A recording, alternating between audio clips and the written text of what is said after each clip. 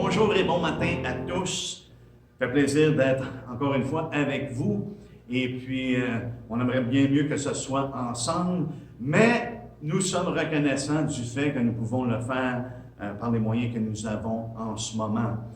J'aimerais ensemble qu'on tourne dans Exode 18. Nous allons continuer ce que nous avons débuté la semaine passée, de rendre un témoignage digne de Dieu. Et puis, nous avons commencé à regarder à ça. Et mon épouse me faisait part que j'avais mentionné de garder votre doigt dans Exode 18. Et puis que nous allions y retourner. Et nous n'y avons pas retourné. Mais aujourd'hui, nous allons le faire. J'espère que vous n'avez pas gardé votre doigt dans Exode 18 toute la semaine. Mais ce matin, nous allons encore une fois reconsidérer ce passage-là et vraiment en tirer leçon. Nous allons lire à partir du verset 7 pour nous remettre dans le contexte. Moïse, ça nous dit, Moïse sortit au-devant de son beau-père, il se prosterna et il le baisa. Ils s'informèrent réciproquement de leur santé et ils entrèrent dans la tente de Moïse. Moïse raconta à son beau-père tout ce que l'Éternel avait fait à Pharaon et à l'Égypte à cause d'Israël, toutes les souffrances qui leur étaient survenues en chemin et comment l'Éternel les avait délivrés. Jéthro se réjouit de tout le bien que l'Éternel avait fait à Israël et de ce qu'il avait délivré de la main des Égyptiens. Et Jéthro dit, « Béni soit l'Éternel qui vous a délivré de la main des Égyptiens et de la main de Pharaon, qui a délivré le peuple de la main des Égyptiens. Je reconnais maintenant que l'Éternel est plus grand que tous les dieux, car la méchanceté des Égyptiens est retombée sur eux. Jéthro, beau-père de Moïse, offrit à Dieu un holocauste et des sacrifices. Aaron et tous les anciens d'Israël vinrent participer au repas avec le beau-père de Moïse en présence de Dieu. Amen. Seigneur, la première chose qu'on veut faire, c'est de te rendre grâce pour les témoignages que nous avons à travers ta parole. On te remercie, Seigneur Dieu, également que nous constatons, Seigneur Dieu, que tu es fidèle en tout temps et que ta présence est avec nous constamment. On te remercie, Seigneur Dieu. On te demande ce matin que nous ayons des cœurs, encore une fois, disposés non seulement d'entendre ta parole, mais disposés et prêts à la mettre en pratique. Seigneur Dieu, qu'on puisse recevoir l'instruction que tu désires nous donner. On te demande, Seigneur Dieu, que ce soit fait par ton Esprit Saint qui opère et œuvre dans chacun de nos cœurs. Je te remercie, Seigneur Dieu, ce matin. Je te prie afin que le don spirituel, le don de ton Esprit, Seigneur Dieu, soit évident et qu'on puisse bénéficier, Seigneur Dieu, à travers son œuvre, à travers ta parole. C'est au nom de Jésus qu'on te prie. Amen. Donc, la semaine passée, on a vu ensemble qu'est-ce qui constitue vraiment un témoignage digne de Dieu. La première chose, c'est qu'on voit Moïse, non pas qu'il attire l'attention sur lui-même lorsqu'il raconte à son beau-père ce que Dieu avait fait. Il a raconté tout ce que Dieu avait fait. Et puis on se rappelle que la même chose avec Paul et Barnabas, l'attention n'était pas sur eux, mais elle était sur le fait que Dieu avait agi. Tout ce que Dieu avait fait par eux, parmi les païens, mais l'attention, l'emphase était sur l'œuvre de Dieu. Et c'est ce qu'on voit ici. Et la deuxième chose, c'est que Dieu les avait portés à partir de la sortie d'Égypte. Il les avait portés dans le désert et à travers diverses épreuves, diverses souffrances. Et nous également, le Seigneur nous porte à travers les souffrances qu'on peut avoir dans notre cheminement dans le temps présent. À travers tout notre cheminement, Dieu est présent et Dieu nous porte et c'est lui qui nous délivre. Et c'est le témoignage que Moïse a rendu à son beau-père, que Dieu les avait délivrés, qu'il avait œuvré puissamment. Et puis, c'est le témoignage également que nous rendons. Le Seigneur nous a dit que nous allons rendre témoignage. L'Esprit rend témoignage et nous également nous rendons témoignage. Et on sait que le témoignage que le Seigneur a rendu, qu'il a annoncé C'est un témoignage de guérison, nous avons vu ça la semaine passée, un témoignage de délivrance et de liberté. Nous sommes délivrés de la puissance des ténèbres. Dieu est présent et nous avons maintenant la liberté. Nous avons été libérés du péché. Nous n'avons plus à être sous ce régime-là, mais maintenant nous sommes sous le régime de l'Esprit. C'est lui qui nous donne la victoire. Et le Seigneur, à travers sa parole, nous donne des exemples, nous donne vraiment des encouragements. Et c'est ce que j'aimerais qu'on regarde ce matin. Si vous voulez bien tourner avec moi dans Daniel. Des exemples qu'on connaît très bien, des exemples qu'on a fait référence à maintes reprises. Et je crois qu'il est important que nous continuions à être encouragés par ces exemples-là. Dans Daniel 3, on voit l'exemple de Shadrach, Meshach et Abednego. On sait ce qui est arrivé. Le roi, enflé d'orgueil, a bâti une statue et il avait donné l'ordre que toutes les nations, tous ceux qui étaient parmi son royaume, devaient fléchir le genou et adorer cette statue-là. Autrement dit, ils devaient l'adorer lui. Et on reconnaît qu'il y a au moins 3 personnes qui n'ont pas fléchi le genou. Shadrach, Meshach et Abednego. Et puis, voyez-vous, souvent, ce qui arrive, c'est qu'à travers notre fermeté dans les choses de Dieu, dans les voies de Dieu, frères et sœurs, lorsqu'on est mis face au compromis, parce que c'était ici ce qu'il y avait, il faisait face au compromis, vous avez simplement besoin de plier le genou et tout va bien aller. Vous allez demeurer dans l'intendance que vous avez, vous allez être correct. Mais ils ont refusé de se compromettre. Ils ont refusé de fléchir le genou. Et souvent, lorsqu'on tient ferme, frères et sœurs, et qu'on résiste au compromis, souvent, la conséquence augmente. Et c'est ce qu'on voit ici. Il faisait face à une fournaise ardente. Il dit, à l'instant, vous allez être jeté dans cette fournaise ardente-là si vous ne fléchissez pas les genoux. Et à cause de leur confession, à cause de leur assurance, de leur confiance en Dieu et de leur parole, de la façon qu'ils lui ont répondu, parce que le roi a dit, qui va être en mesure de vous délivrer de ma main? Et c'est ce qu'il leur a dit au verset 15, à la fin du verset 15. Et si vous n'adorez pas la statue, vous serez jeté à l'instant même au milieu d'une fournaise ardente. Et quel est le Dieu qui vous délivrera de ma main? Autrement dit, il se faisait lui-même plus puissant que tout autre Dieu. Et au verset 16, ça nous dit, Shadrach, Meshach et Abednego répliquèrent au roi Nabuchodonosor, nous n'avons pas besoin de te répondre là-dessus. Pas besoin de te répondre là-dessus. Voici notre Dieu que nous servons peut nous délivrer de la fournaise ardente. Il nous délivrera de ta main, ô roi. Sinon, sache, ô roi, que nous ne servirons pas tes dieux et que nous n'adorerons pas la statue d'or que tu as élevée. On voit ici l'assurance, la confiance. Ici, pas l'arrogance, mais simplement une foi en Dieu. Une simple foi que Dieu est en mesure, Dieu est capable et que Dieu va agir. Eux ne savaient pas de quelle manière que Dieu allait agir à ce moment-là. Ils ne savaient pas qu'il allait marcher avec eux au sein de la fournaise d'une façon visible, et de manière que le feu ne les atteindrait pas du tout. Ils n'en avaient aucune idée.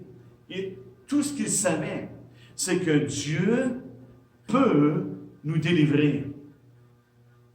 Et cette confiance-là les menait à croire que Dieu allait les délivrer, mais non pas de la manière qu'il allait les délivrer. Frères et sœurs, souvent, on passe à travers des moments dans la fournaise. Une chose qui est certaine, c'est que Notre Dieu est avec nous au milieu de la fournaise. Il est toujours là. Même si parfois, il y en a qui ont été brûlés, Dieu est encore là. Il l'a délivré de la main de ceux qui les oppressaient. Et c'est la même chose pour nous. Dieu va nous délivrer. Qu'on le voit avec nos yeux physiquement et que les autres le voient avec leurs yeux physiquement, ça n'a aucun rapport. Le fait, c'est qu'on sait que Dieu peut nous délivrer et que Dieu nous délivrera. Et nous allons voir ça dans d'autres témoignages. Mais ils étaient absolument confiants que Dieu allait agir. Absolument confiants.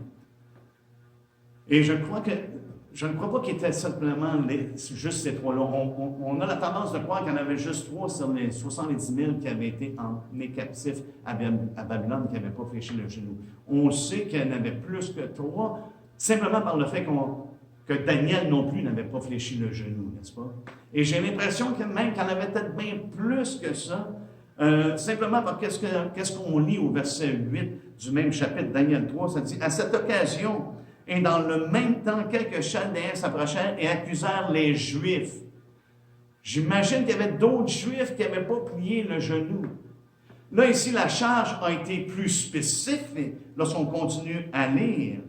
Lorsqu'on regarde au verset 12, il dit « Or, il y a des Juifs à qui tu as remis l'intendance de la province de Babylone, Shadrach, Meshach et Abednego, hommes qui ne tiennent aucun compte de toi, ô roi. Ils ne servent pas tes dieux et ils n'adorent point la statue d'or que tu as élevée. » Là, ils ont été plus spécifiques. Ils ont mis une charge contre les Juifs.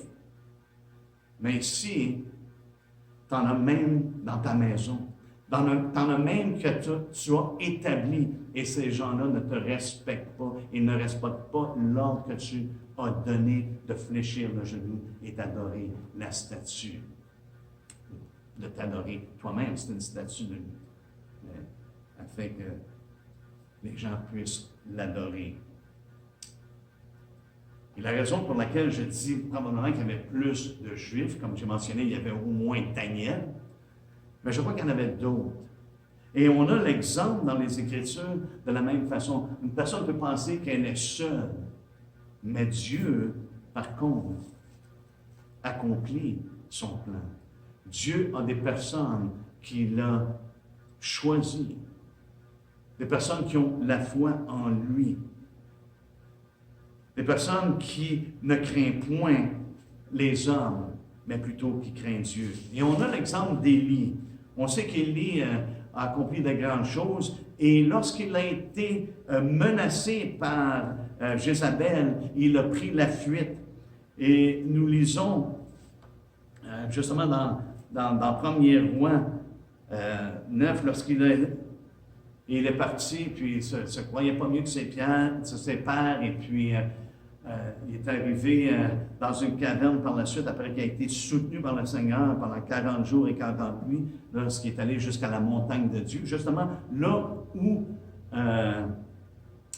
Moïse et le peuple de Dieu se sont réunis, là où Jéthro avait rencontré Moïse.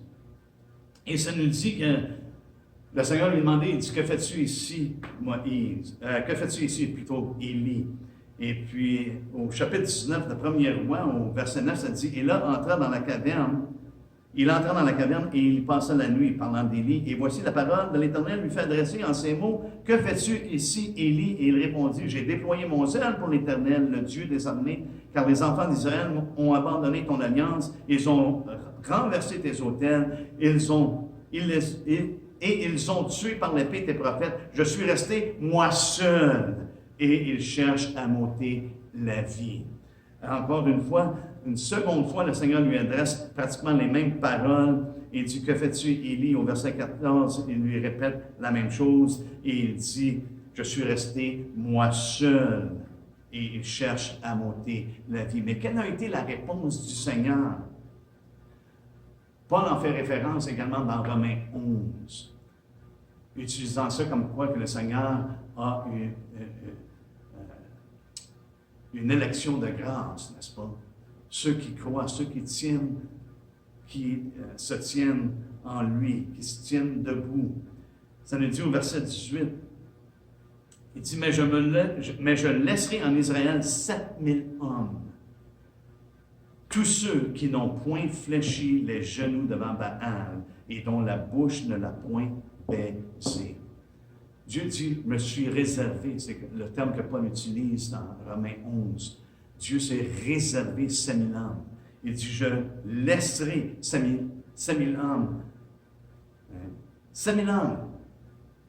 Tous ceux qui n'ont point fléchi le genou.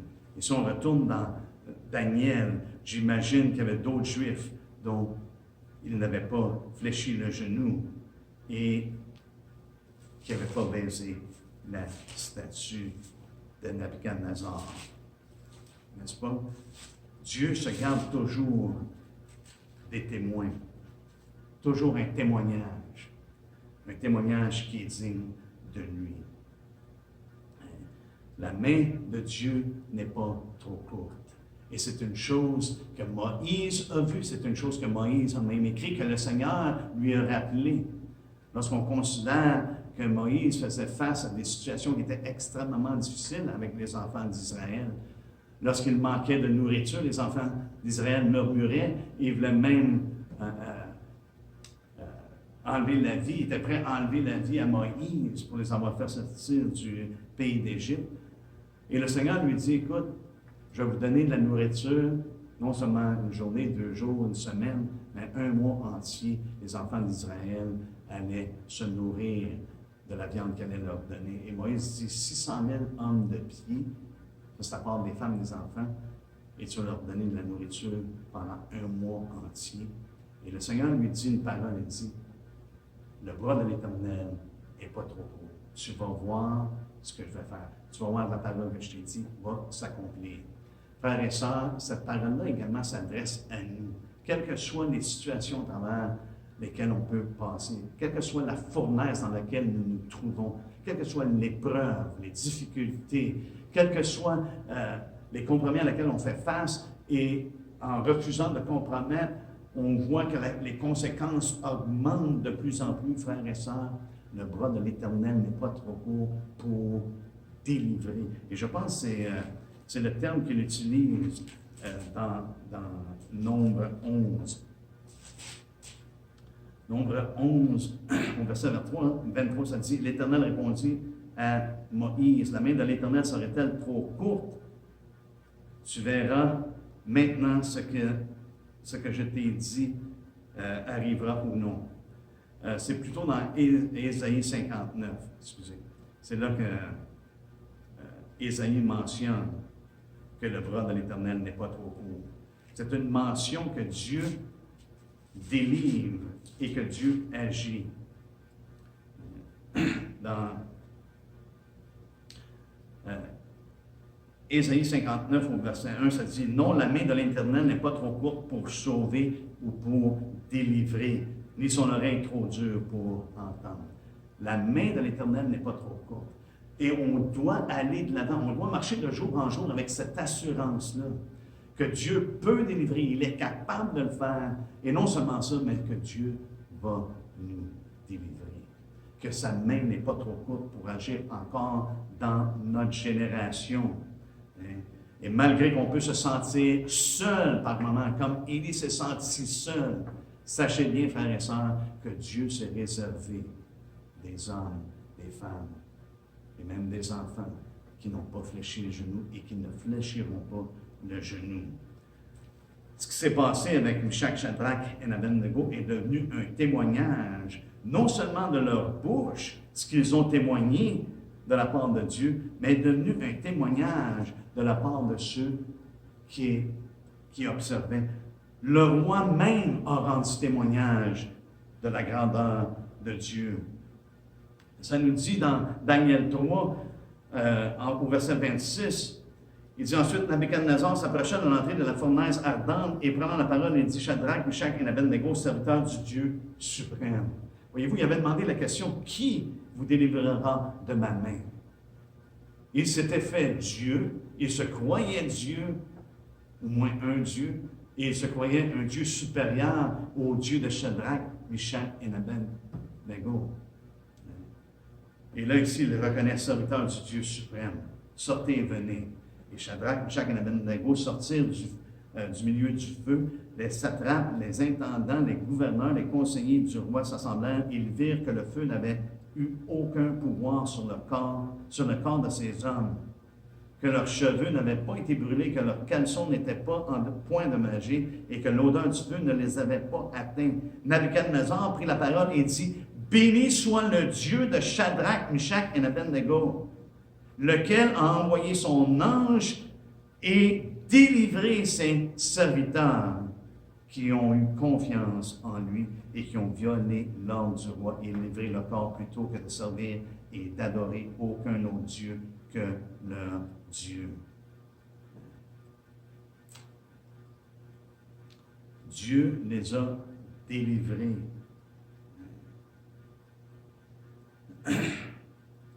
Et même à ça, plus loin que ça, c'est que le roi même, maintenant, donne un autre ordre. Autant qu'il avait donné l'ordre de plier le genou devant sa statue, maintenant, il donne un autre ordre. Ça nous dit au verset 29, « Voici maintenant l'ordre que je donne, tout homme, à quelque peuple, nation ou langue qu'il appartienne, qui parlera mal du Dieu de Shadrach, Meshach et Abednego. » Vous voyez, vous, le témoignage maintenant digne qui a été rendu, et le témoignage maintenant de ceux qui sont en dehors et qui regardent ce que Dieu a fait. Voyez-vous, nous, lorsqu'on passe à travers la fournaise, c'est une occasion que Dieu a de se glorifier et que ceux qui sont en dehors puissent témoigner de la grandeur et de la dignité de notre Dieu. Il dit, même si juste parler en mal du Dieu de Shadrach, Meshach et Abednego sera mis en pièces et sa maison sera réduite en un tas d'immondices, parce qu'il n'y a aucun autre Dieu qui puisse délivrer comme lui. Et après ça, ça a été une bénédiction pour Shadrach, Meshach et Abednego. Lorsqu'on passe à travers la fournaise, lorsqu'on passe à travers les moments difficiles, frères et sœurs, Dieu a toujours une bénédiction qui va en ressortir et qui va emmener gloire à son nom. C'est la même chose pour nous dans notre vie. Si on voit un petit peu plus loin, on voit le même type de témoignage. Daniel avait été empêché de prier. Les gens s'étaient réunis ensemble pour justement empêcher. Et encore une fois, c'était d'élever un homme, comme s'il était un Dieu.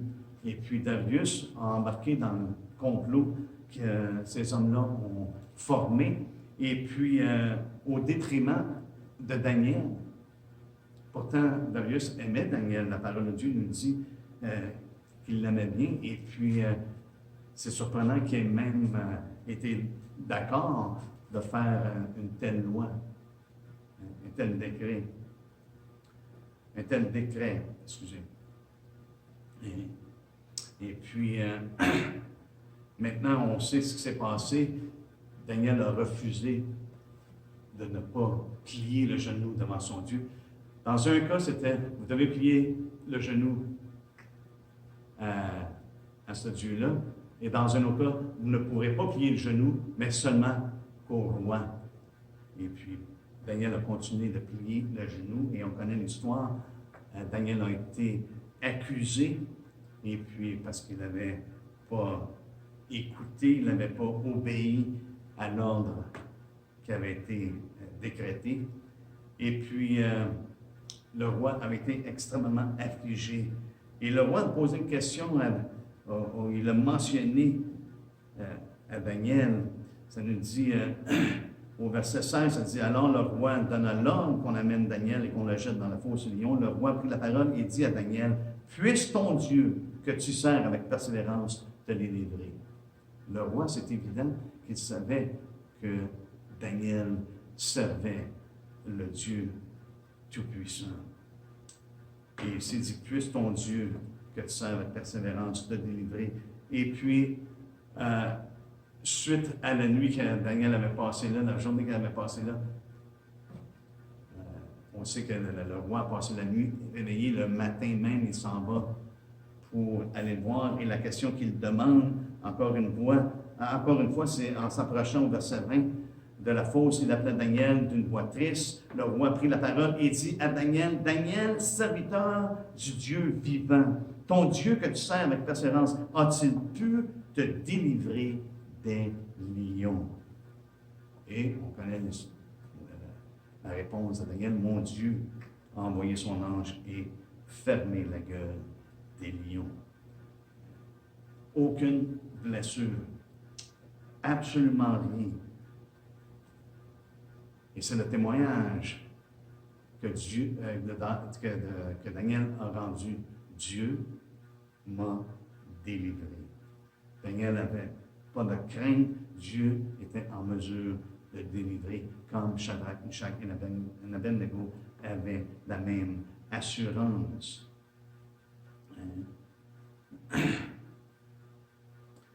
Et puis, on voit ici également que ce que Daniel a vécu, c'est non seulement qu'il avait rendu un témoignage digne de Dieu, mais, encore une fois, maintenant c'est Darius qui rend témoignage de Dieu.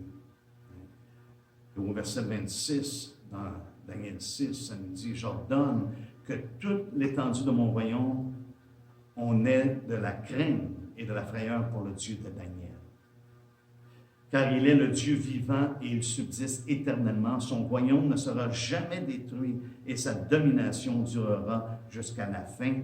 C'est lui qui délivre et qui sauve. » Maintenant, c'est le roi qui témoigne que c'est Dieu qui délivre et qui sauve, qui opère des signes et des prodiges dans les cieux et sur la terre. C'est lui qui a délivré Daniel de la puissance des lions. Frères et sœurs, nous avons le témoignage que Dieu nous a délivrés des ténèbres. Il nous a délivrés de la mort. Il nous a délivrés de la force et du royaume des ténèbres.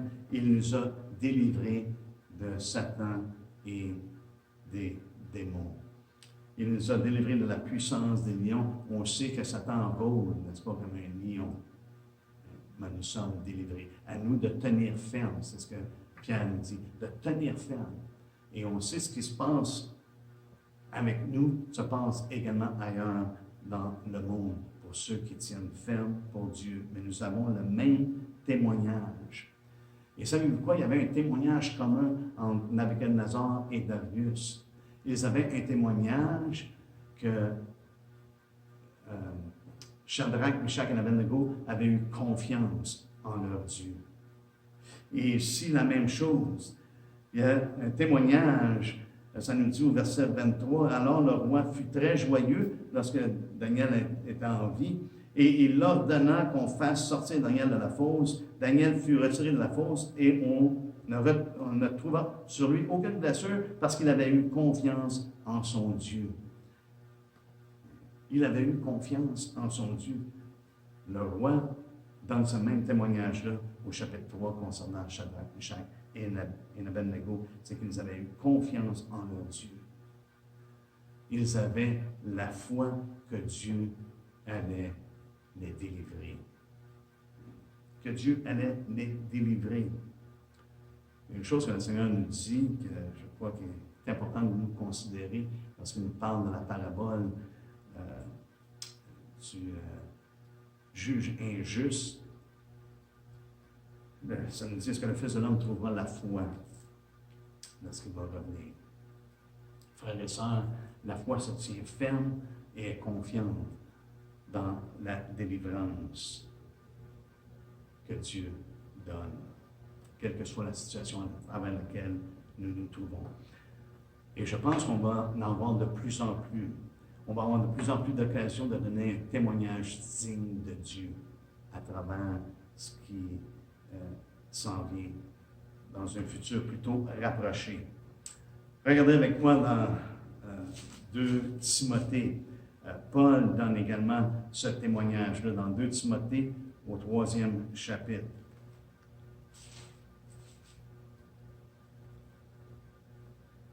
C'est Paul qui donne conseil à Timothée. Et puis, à partir du verset 10, Il lui dit, pour toi, tu as suivi de près mon enseignement, ma conduite, mes projets ou mes résolutions, ma foi, ma douceur, mon amour, ma constance, mes persécutions, mes souffrances. À quelle souffrance n'ai-je pas été exposé à Antioche, à Icône, à Lystre? Timothée connaissait très bien, Timothée était de Lystre, il savait très bien ce que Paul avait subi là, mais à Antioche, ça nous dit que Paul avait été persécuté et chassé de la ville. À Icône, les gens, il y avait un mouvement pour les outrager et pour les lapider, désirer les lapider, et Paul a fui. Dieu l'en a délivré. À Lystre, Paul a été lapidé. Donc, lorsqu'il dit à Timothée, il dit, tu connais mes souffrances. À quelle souffrance n'ai-je pas été exposé à Antioche, à Icône, excusez, et à Lystre? Timothée savait que Paul avait été lapidé, il avait été laissé comme mort. Mais par la suite, il est rentré dans la ville et par la suite, il est allé encore prêcher l'Évangile et d'autres personnes sont venues au Seigneur. Paul était confiant dans le Seigneur. Et c'est pour ça qu'il lui dit, quelle persécution n'ai-je pas supportée? Et le Seigneur m'a délivré de toutes. Alors, tous ceux qui veulent vivre pieusement en Jésus-Christ seront persécutés, mais les hommes méchants et imposteurs avanceront toujours plus dans le mal, égarant les autres et égarés eux-mêmes. Ici, Paul dit, Dieu m'a délivré. Dieu m'a délivré. Ça nous dit dans Psaume 34, 20, le malheur atteint souvent le juste, mais l'Éternel l'en délivre toujours. Psaume 34, 20. Le malheur atteint souvent le juste, mais l'Éternel l'en délivre toujours. Le Seigneur m'a délivré de toutes les persécutions, de toutes les souffrances, de tout ce qu'il avait subi, de toutes les tribulations. Paul dit, le Seigneur m'en a délivré de tout. Et pourtant, il a été lapidé, il a reçu les pierres, il a été laissé comme mort. Tout ça pour dire, frères et sœurs, la délivrance de Dieu n'est pas toujours ce qu'on pense qu'elle est. La délivrance de Dieu, c'est qu'il nous porte, il nous garde et il nous fait aller de l'avant. Il nous fait continuer dans ses voies afin de pouvoir continuer d'annoncer et de témoigner son nom, de témoigner la bonne nouvelle. Regardez ce que Paul dit juste un petit peu plus loin dans 2 Timothée 4. Ça nous dit au verset 16, il dit, dans ma première défense, personne ne m'a assisté, mais tous m'ont abandonné. Que cela ne soit pas point imputé, car c'est le Seigneur qui m'a assisté, qui m'a fortifié, afin que la prédication soit accomplie par moi et que tous les païens. Et j'ai été délivré de la gueule du lion. Le Seigneur me délivrera de toute œuvre mauvaise et il me sauvera pour me faire entrer dans son royaume céleste. À lui soit la gloire au siècle des siècles. Amen. Paul était préoccupé par une chose, que Dieu soit glorifié. Et Dieu se glorifie, frères et sœurs, en nous délivrant. Quelle que soit la façon qu'il choisit de nous délivrer. Mais Paul dit, j'ai été délivré de la gueule du lion. L'ennemi cherchait à l'avoir et Dieu l'en a gardé. L'ennemi voulait la mort de Paul. Mais Dieu avait son plan et Dieu l'a délivré. Et Paul était confiant, non seulement qu'il avait été délivré, mais il dit, le Seigneur me délivrera de toute œuvre mauvaise. Cette confiance-là en Dieu, que quelle que soit l'épreuve, quelle que soit la fournaise, c'est que Dieu va m'en délivrer et qu'il va être avec moi à travers la fournaise. On sait que nous avons un ennemi, un adversaire qui rôde comme un lion, n'est-ce pas? Et c'est à nous de tenir ferme. Et lorsqu'on tient ferme, il va prendre la fuite. Il va prendre la fuite. Savez-vous, vous et moi, nous avons sujet de lever la tête Pourquoi? Parce que notre délivrance approche. Notre délivrance approche. Jésus dit, lorsque vous allez voir toutes ces choses-là, il dit, redressez-vous. Levez vos têtes, car votre délivrance approche. Frères et sœurs, on peut être dans la fournaise, et il se peut que dans la fournaise, qu'on en laisse notre vie. C'est chose possible. Mais ça va être quand même une délivrance. Parce que nous allons être, suite à ça, dans la présence de Dieu. Nous sommes confiants, comme Paul l'était, le Seigneur me délivrera de toute œuvre mauvaise. Il va nous faire entrer dans son royaume céleste. Et c'est à Dieu qu'appartient la manière à travers laquelle je vais entrer, que nous allons entrer dans ce royaume. Alléluia, dans ce royaume céleste. Merci Seigneur.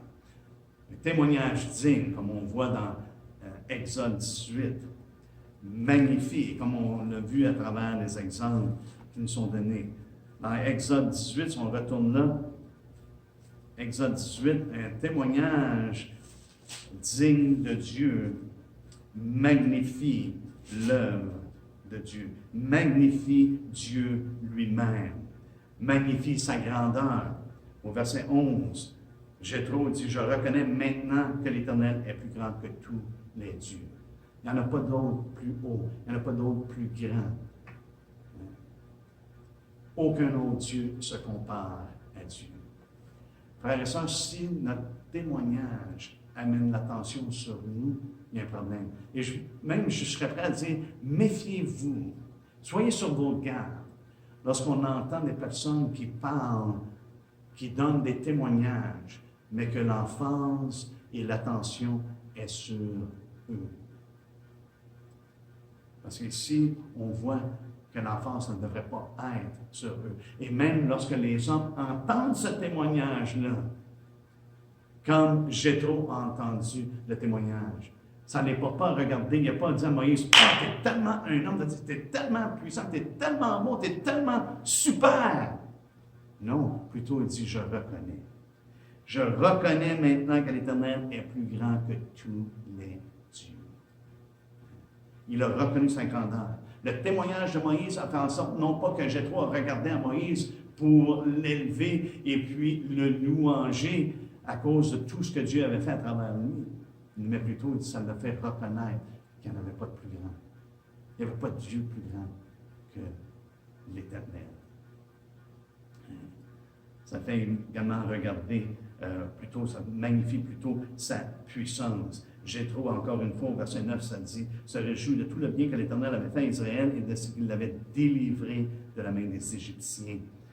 Et Jéthro dit, béni soit l'Éternel qui vous a délivré de la main des Égyptiens, de la main de Pharaon, qui a délivré le peuple de la main des Égyptiens. Et Dieu l'a fait avec une main puissante. Ça l'a magnifié, la puissance de Dieu. Que la main de l'Éternel n'est pas trop courte pour sauver, n'est pas trop courte pour délivrer, n'est pas trop courte pour agir. Mais également, ça a magnifié le jugement de Dieu. Jéthro a reconnu que Dieu avait jugé les dieux d'Égypte. Et c'est pour ça qu'à la fin du verset 11, nous lisons, il dit, je reconnais maintenant que l'Éternel est plus grand que tous les dieux, car la méchanceté des Égyptiens est retombée sur eux. Dieu a exécuté un jugement non seulement sur les dieux, mais sur le peuple qui était méchant. Et on sait que Dieu est sur le point d'exécuter son jugement sur la méchanceté de ce monde. Comme il l'a fait au jour de Noé, également, il le fera encore une dernière fois. Il a réservé un jugement. Et c'est intéressant parce qu'on voit dans Daniel que le jugement de ceux qui ont formé un complot contre Daniel, eux-mêmes ont été jetés dans la fosse aux lions. Et avant même qu'ils atteignent le fond de la fosse, les lions les avaient déchirés. Eux et leurs familles ont subi une très grande conséquence. Mais un témoignage digne de Dieu va magnifier Dieu, magnifier son œuvre et ultimement va glorifier la dignité de Dieu. Et ça va se terminer en célébration, en adoration et en communion avec Dieu. Au verset 12, nous lisons que Jéthro a offert à Dieu un holocauste et des sacrifices. Et on voit ici que celui qui vient par la foi, la porte lui est ouverte. Jéthro, ça nous dit qu'il était sacrificateur de Madian. J'ai l'impression, à ce moment-là, Jéthro avait renoncé à sa religion et reçu la vérité, reçu le message que Moïse avait transmis. Il avait mis sa foi dans le Dieu d'Israël. Il a offert le sacrifice. Aaron et tous les anciens d'Israël ont participé à ce repas-là, dans cette communion-là, en présence de Dieu. On voit ici qu'il y avait célébration, adoration et communion. Vous savez quoi? Le Père cherche de tels adorateurs qui vont l'adorer en esprit et en vérité. Nous avons une relation avec lui, nous avons une relation les uns avec les autres parce que nous avons la foi en Dieu. Nous avons la foi en ce que Christ a accompli. Et maintenant, nous avons cette liberté de nous approcher de lui et d'être en communion avec lui.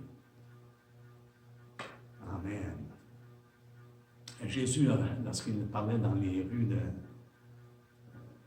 Jérusalem et à différents endroits, a fait justement référence qu'il y en a qui avaient entendu que tout ce qu'il avait dit, tout ce qu'il avait enseigné, et qu'il allait venir un moment que le maître allait fermer la porte et ces personnes-là, même qui l'avaient entendu, allaient dire « Oh, hey, on t'a entendu parler, on t'a entendu enseigner dans nos rues. » Il leur dit « Je ne vous connais pas. Je ne sais pas de qui vous êtes. » Et là, il leur dit qu'il y en a d'autres qui allaient venir d'un peu partout et qui allaient s'asseoir avec Abraham, Isaac et Jacob dans le royaume de Dieu, à la table, et qui allaient être dans cette communion-là. Dieu prend et fait ses délices, je crois, dans la communion que nous avons avec lui et que nous avons les uns avec les autres, qu'on partage ces choses-là. Et c'est pour ça, lorsqu'on prend le repas du Seigneur, ce n'est pas juste une tradition, ce n'est pas juste une cérémonie, c'est vraiment une ordonnance que Dieu nous a donnée, et puis que nous sommes en communion les uns avec les autres, et en communion avec notre Dieu, se souvenant de tout ce que Christ a accompli, et qui nous a emmenés dans cette relation-là avec le Père. Amen. Alléluia. Donc, soyons encouragés de rendre un témoignage digne de Dieu. Pointons vers lui et que tout ce que nous témoignons reflète que c'est Dieu qui est à l'œuvre, que c'est seul Dieu qui est digne d'en tirer la gloire et la louange. Que nous soyons effacés et que Dieu soit exalté. Amen. Et je pense que c'est une bonne manière de reconnaître vraiment les serviteurs de Dieu, au même titre que Moïse est un serviteur de Dieu. Il a emmené l'attention et l'emphase sur ce que Dieu a fait et la délivrance de Dieu. Jésus était un serviteur de Dieu et puis il a emmené l'emphase sur le Père. Il est venu le révéler. Tout était centré vers le Père. Et nous sommes ses serviteurs. Paul était son serviteur. Il a emmené l'attention sur Jésus-Christ. Et non pas sur lui et ceux qui le suivaient et ceux qui étaient avec lui. Que ce soit notre témoignage. Que notre témoignage soit digne de Dieu. Amen. Que le Seigneur vous bénisse abondamment et passez un bon restant de journée. Au plaisir de se revoir pour ceux qui le peuvent mardi matin à la prière.